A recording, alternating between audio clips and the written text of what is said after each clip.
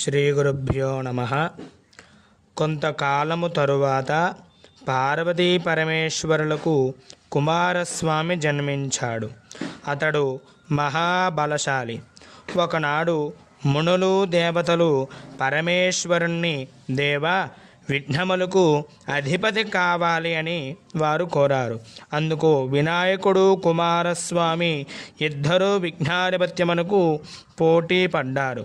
అందుకు పరమేశ్వరుడు, కుమారులారా, ఈ ముల్లోకాల్లో గల పుణ్యనదుల్లో స్నానమాచరించి ముందుగా నా వద్దకు ఎవరైతే వచ్చెదరో వారికే విఘ్నాధిపత్యము దక్కుతుందని చెప్పగా, కుమారస్వామి వెంటనే తన వాహనమైన నెమలిపై ఎక్కి బయలుదేరాడు.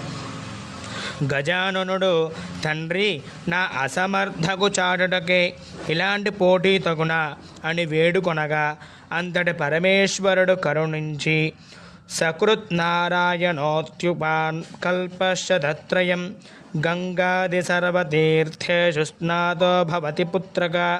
కుమార, నారాయణ మంత్రమున ఒక్కసారి జపించిన వారికి ముల్లోకాల్లో గల సమస్త నదుల యందు స్నానమాచరించిన ఫలితం కలుగుతుంది చెప్పగా, గణపతి కైలాసము యందే ఉండి నారాయణ మంత్రం జపిస్తూ తల్లిదండ్రులకి 3 ప్రదక్షిణాలు చేయగా, కుమారస్వామికి తాను వెళ్ళిన నదులకు గణపతి ముందుగానే వెళ్ళి స్నానమాచరించి ఎదురు వస్తూ ఉండేవాడు.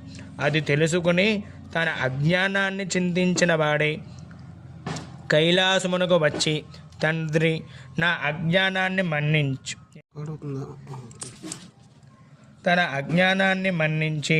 అన్నగారికే విఘ్నాధిపత్యము ఇవ్వమని వేడుకను.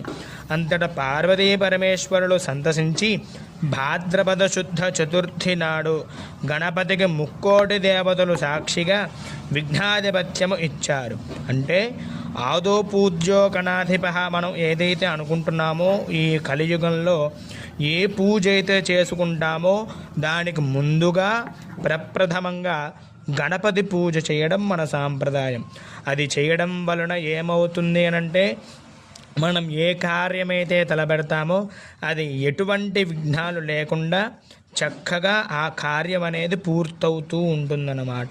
అందుచేత ప్రతి దేవాలయాల యందు కానీ, ఎక్కడైనా యాగాల యందు కానీ, ఉత్సవాల యందు కానీ, ఎక్కడైనా సరే ముందుగా దేవతలందరూ దగ్గర ముందు వేడుకునేది ఎవరైనానంటే వినాయకుడి పూజ అనమాట. వినాయకుడి పూజ చేస్తే మనకి ఏ కార్యమైతే మనం ఏ యాగం తలపెట్టామో, ఏ వ్రతం తలపెట్టామో, ఏ దీక్ష తలపెట్టామో ఆ దీక్షమంతా కూడా చక్కగా ఎటువంటి విఘ్నము లేకుండా ఆ కార్యం పూర్తవుతూ ఉంటుంది. అందుచేతే వినాయకుడి అనుగ్రహం మనకు ఎల్లప్పుడూ ఉంటూ ఉండాలి. అందుచేత ఎవరైతే ఈ విఘ్నాధిపత్యం నాడు మనం ఏదైతే చెప్పుకుని వస్తున్నామో వినాయక చతుర్థి అనే వ్రతం ఎవరైతే చేసుకుంటారో వారికి సకల కార్యాలు దిగ్విజయమై స్వామివారు ఎల్లప్పుడూ వారి అనుగ్రహం ఎప్పుడూ ఇస్తూనే ఉంటాడు. శ్రీకృష్ణార్పితమస్తు.